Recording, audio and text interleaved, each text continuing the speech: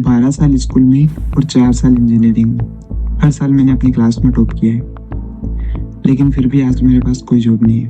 मैंने 6 बार नीट का एग्ज़ाम दिया है और ये मेरा 5वां ड्रॉप था और इस बार भी मुझे कोई MBBS कॉलेज नहीं मिल रहा। जिन लोगों को नहीं पता मैं बता दूं। कभी कभी मन करता है आदमी की जाए गंगा मैया में विसर्जित हो जाए, लेकिन क्या करे, फिर भी आदमी उसी उम्मीद जोश मम्मी का मुंह भैया का चेहरा देख के रुक जाता है।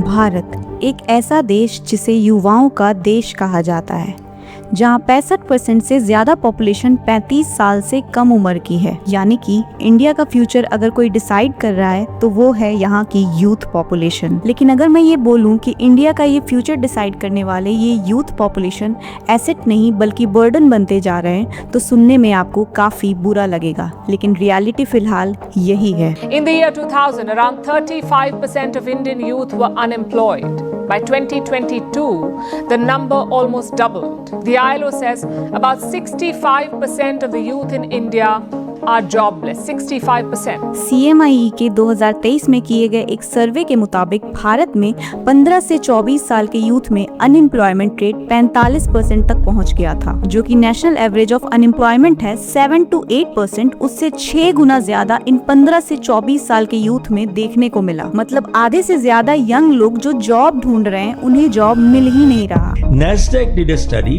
उन्होंने कहा कि 90% of graduates that are coming out, हम लोग के कॉलेजेस से निकल रहे हैं, they are not employable. 90% is a very big number.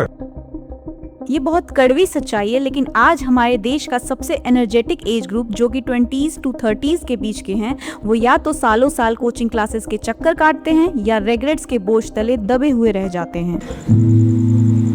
इतनी बुक्स पढ़ो, इतनी मेहनत करो और जब नहीं होता तो फिर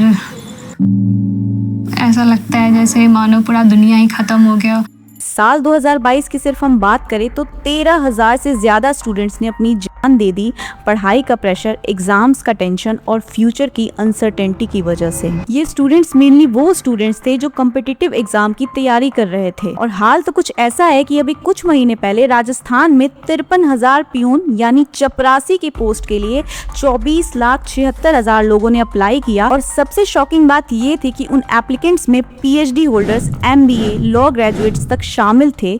यानी not to offend anyone, but जिसके पास मास्टर्स, PhD की डिग्री है वो भी तैयार है इन सरकारी दफ्तरों में पानी पिलाने वाली जॉब्स के लिए। MA, B.Ed and IT courses complete करने के बाद कमल किशोर बताते हैं कि वो साल 2018 से इन कॉम्पिटिटिव एग्जाम्स की तैयारी कर रहे हैं, लेकिन उन्हें अभी तक सक्सेस नहीं मिला है। और उनका कहना है कि अगर कोई भी सरकारी एग्जाम नहीं निकलता है तो अनएम्प्लॉयड रहने से अच्छा है कि एक प्यून की नौकरी मिल जाए तो काम चल जाएगा। आज भारत दुनिया की 4th लार्जेस्ट इकोनॉमी है, लेकिन जब इसे चाइना से कंपेयर करते हैं तो रियलिटी बहुत ही अलग है। भारत 1947 में आजाद हुआ, चाइना 1949 में, यानी हमसे 2 साल बाद। लेकिन आज चाइना मैन्युफैक्चरिंग, एक्सपोर्ट, इंफ्रास्ट्रक्चर और एजुकेशन एंड इनोवेशन में हमसे कई कदम आगे है। तो सवाल ये है कि जब आज़ादी का समय लगभग एक ही था तो आज ये गैप क्यों है? क्या ये सिर्फ एडमिनिस्ट्रेशन और लीडरशिप का फेलियर है या हम यूथ ने भी कहीं गलत दिशा तो नहीं पकड़ ली है? इसलिए इस वीडियो को लास्ट तक देखना, क्योंकि आगे हम इन सारे सवालों का जवाब ढूंढने की कोशिश करेंगे और साथ ही जानेंगे कि कैसे आप इस रैट रेस से निकलकर अपनी कहानी खुद लिख सकते हो। शुरुआत करते हैं इंडिया के एजुकेशन सिस्टम के ब्रेकडाउन से। हमारे स्कूल्स और कॉलेजेस में पढ़ाई का मकसद क्या होता है? बचपन से ही बच्चों को सिखाया जाता है रट्टा मारो, मेमोराइज करो, चाहे कुछ समझ आए ना आए, बस मार्क्स अच्छे आने चाहिए। एक सर्वे किया गया था जिसमें कई स्कूल के प्रिंसिपल से पूछा गया कि स्टूडेंट्स के पुअर लर्निंग के लिए आप किसको जिम्मेदार मानते हो? तो 80% से ज्यादा प्रिंसिपल्स ने रोट लर्निंग यानी रट्टा मारने वाली पढ़ाई को ब्लेम किया। इवन कॉलेज ग्रेजुएट्स की भी बात करें तो आधे से ज्यादा लोग तो नौकरी लेने लायक होते ही नहीं है, क्योंकि उनके पास बेसिक स्किल्स होते ही नहीं है उस पर्टिकुलर जॉब्स के क्राइटेरिया को फुलफिल करने के लिए। 1.4 billion people and you can't find workers? Yeah, because nobody is well trained. So we need to upskill people much more. That has to be an immediate focus. Economic survey 2024-25 के according सिर्फ 8.25% of India's graduates are actually employed that truly match their qualifications. और अगर engineering graduates की बात करें तो हर 2 में से एक इंजीनियर अनएम्प्लॉयड रह जाता है, यानी अराउंड 50% अनएम्प्लॉयमेंट। और फिर ये इंजीनियर्स या तो कोई सेल्स पर्सन या बीपीओ की नौकरी ढूंढते हैं या कोई भी नॉन टेक्निकल जॉब्स जो कि इन्हें बिना इंजीनियरिंग की डिग्री लिए भी शायद मिल जाती, उस नौकरी से ही अपना काम चलाते हैं। You see civil engineers working as waiters. Why is there this? Because there are not enough jobs, but also people aren't well trained for the job. अब प्रॉब्लम कहाँ है वो समझते हैं। एक रीजन है कि हमारे देश में इंडस्ट्री और एकेडमिक्स की अलाइनमेंट बहुत कमजोर है। मतलब हमारे यहाँ कॉलेजेस में जो कोर्सेज पढ़ाए जाते हैं वो अपडेट ही नहीं होते इंडस्ट्री के डिमांड के हिसाब से। जैसे नई टेक्नोलॉजी, मार्केट के डिमांड्स, इनको करिकुलम में शामिल करने में हम काफी लेट हैं। मतलब जो हम स्कूल में पढ़ा रहे हैं, कॉलेज में रादर पढ़ा रहे हैं, इसका कोई यूज ही नहीं है। अगर आप मेरे को डीसी ब्रशलेस मोटर पढ़ाओगे तो मैं उसको कहीं एग्जिस्ट ही नहीं करती, मैं क्या करूं उसका? I have to retrain. All technology companies of India will tell you that you have to retrain. We also have to do that. You have to retrain everything. शुरू से पढ़ाना पड़ता है. So the problem is that our academia and institution have not got together to teach what people need to be employed. अगर हम QS world university rankings की latest report की बात करें तो सबसे टॉप रैंकिंग के साथ जो कॉलेज या यूनिवर्सिटी हमारे देश की उस लिस्ट में है वो है IIT दिल्ली। लेकिन ये टॉप 10 या टॉप 20 में नहीं है, इसका रैंक 123rd है और university of Delhi 328th rank पर है, जो कि ये क्लियरली दर्शाता है कि अगर हमें वर्ल्ड क्लास एजुकेशन प्रोवाइड करानी है तो अभी काफी ज्यादा इम्प्रूवमेंट हायर एजुकेशन लेवल पर करने की जरूरत है। दूसरा रीजन क्या है कि बहुत कम स्टूडेंट्स इंटर्नशिप या कोई नए स्किल्स सीखते हैं। इंडिया में धीरे धीरे ये माइंडसेट डेवलप हो रहा है, लेकिन जितना होना चाहिए उतना नहीं है, क्योंकि जब तक खुद यूथ एक्स्ट्रा स्किल्स सीखने, हैंड्स ऑन ट्रेनिंग लेने में इंटरेस्ट नहीं दिखाएंगे, सिर्फ कॉलेज का सिलेबस उन्हें एम्पावर नहीं कर पाएगा। अब तीसरा सबसे बड़ा रीजन है कि इंडियन यूथ का एक बड़ा सेगमेंट एक अलग ही रैट रेस में फंसा हुआ है, सरकारी नौकरी की दौड़। पेरेंट्स और सोसाइटी ने एक परसेप्शन बना दिया है कि गवर्नमेंट जॉब ही सेफ है, लाइफ टाइम सिक्योरिटी देती है, बस यही कर लो, बाकी कुछ नहीं करना है। सरकारी नौकरी है नहीं, प्राइवेट।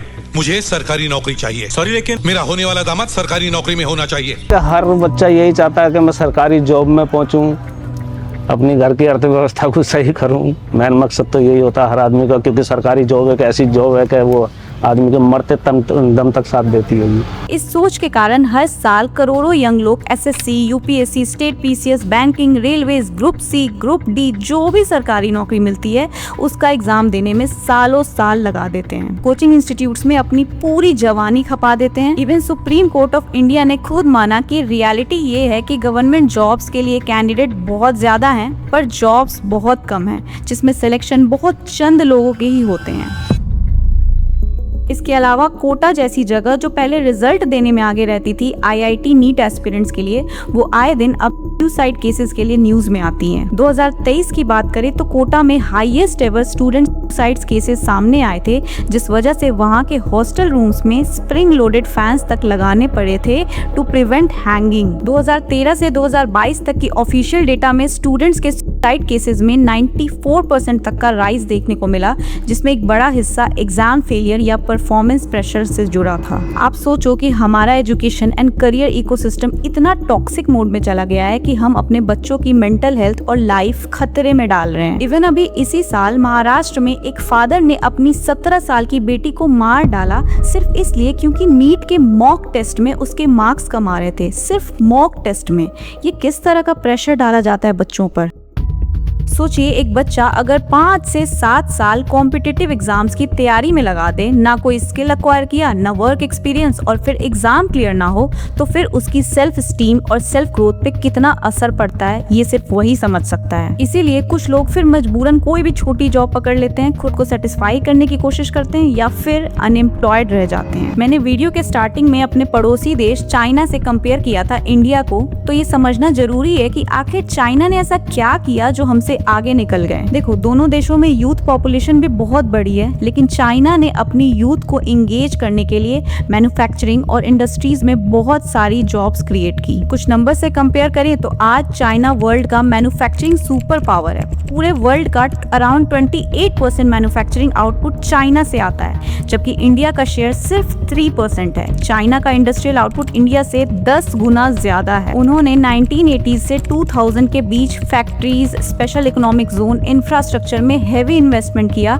जिससे उनकी इकोनॉमी ने करोड़्स ऑफ जॉब्स क्रिएट की स्किल्ड और सेमी स्किल्ड वर्कफोर्स के लिए। और इतना ही नहीं, चाइना ने अपने एजुकेशन सिस्टम में भी रिफॉर्म्स किए ताकि जो वर्कफोर्स तैयार हो वो स्किल्ड हो। उनके यहाँ वोकेशनल ट्रेनिंग इंस्टीट्यूट्स, पॉलिटेक्निक्स तक काफी स्ट्रॉन्ग है। चाइना के पास हर स्किल लेवल पे वर्कफोर्स है जो ग्लोबल कंपनीज की रिक्वायरमेंट्स को फुलफिल कर सकती है। इसी वजह से एप्पल, सैमसंग या कोई भी कार कंपनी सबसे पहले चाइना जाती रही है मैन्युफैक्चरिंग कराने, क्योंकि वहाँ ट्रेंड लोग मिलते हैं। अब धीरे धीरे कुछ शिफ्टिंग इंडिया में हो रही है PLI स्कीम्स वगैरह से, पर अभी हमें बॉटम अप अप्रोच से अपने वर्कफोर्स को ट्रेन करने में बहुत मेहनत करना पड़ेगा। आप सोचो, कुछ समय पहले OpenAI के CEO सैम ऑल्टमैन ने इंडिया में आकर इंडिया को ही चैलेंज कर दिया कि आप हमारे जैसा ChatGPT या AI टूल्स बना ही नहीं सकते। ऐसा सोचना ही आपके लिए बिल्कुल बेकार है। मतलब आप हमसे कम्पीट ही नहीं कर सकते। 3 super smart engineers with, not 100 million, but let's say 10 million could actually build something truly substantial. Look, the way this works is we're going to tell you it's totally hopeless to compete with us on training foundation models. You shouldn't try, and it's your job to try anyway. And I believe both of those things.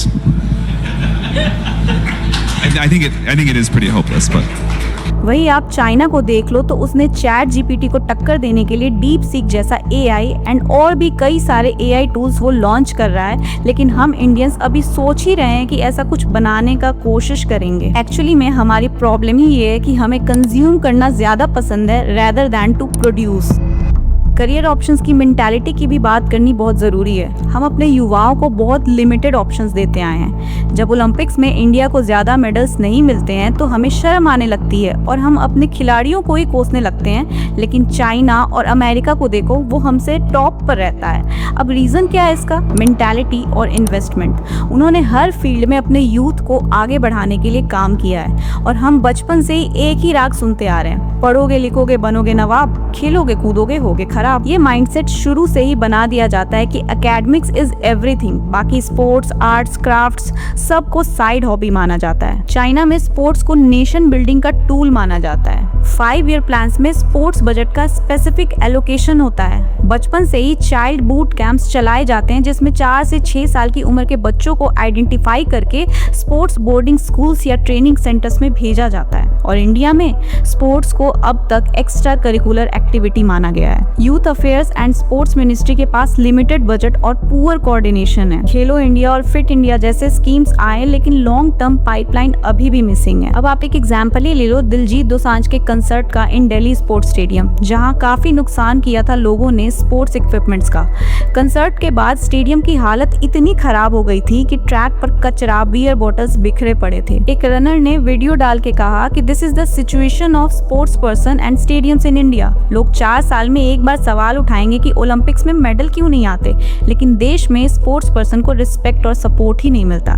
That's the difference in mindset and priority. ये औकात है India में sports की, sports person की और stadium की, जहाँ पे बच्चे प्रैक्टिस करते हैं और यहाँ पे दारू पी के लोग नाश्ता गाना करते हैं और 10-10 दिन के लिए स्टेडियम बंद रहता है और जो बच्चों का सामान होता है, प्रैक्टिस करने का हडल्स वगैरह इक्विपमेंट्स होते हैं, उसको तोड़फोड़ करके फेंक दिया जाता है। और 4 साल बाद जो सोशल मीडिया पे विद्वान है उनको याद आएगा कि ओलंपिक्स भी कुछ होता है, इंडिया के मेडल क्यों नहीं आते, इतनी पॉपुलेशन है, इसलिए नहीं मेडल आते क्योंकि स्पोर्ट्स पर्सन को जो इज्जत मिलनी चाहिए, रिस्पेक्ट मिलनी चाहिए, जो सपोर्ट मिलनी चाहिए, वो नहीं मिलती। अब सवाल ये उठता है कि आखिर क्या करना चाहिए या क्या सोल्यूशन होना चाहिए। देखो, बहुत से यंग लोग अपनी स्ट्रेंथ या इंटरेस्ट को इग्नोर करके बस इसीलिए इंजीनियरिंग या MBA कर लेते हैं क्योंकि सब कर रहे हैं या पेरेंट्स ने बोला है। पीयर प्रेशर और पेरेंटल एक्सपेक्टेशंस के चक्कर में हर कोई सेम 2-3 फील्ड्स की तरफ दौड़ रहा है। इससे दो नुकसान हो रहे हैं, जिनका दिल उस फील्ड में नहीं है वो भी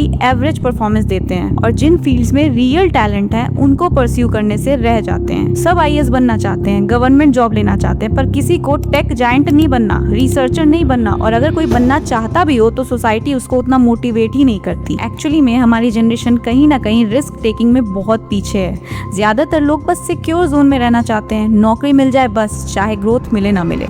अगर आप किसी एक कॉम्पिटिटिव एग्जाम के पीछे लगे हो तो दैट्स ओके, पर अपनी पूरी आइडेंटिटी उस एग्जाम के रिजल्ट से मत जोड़ो।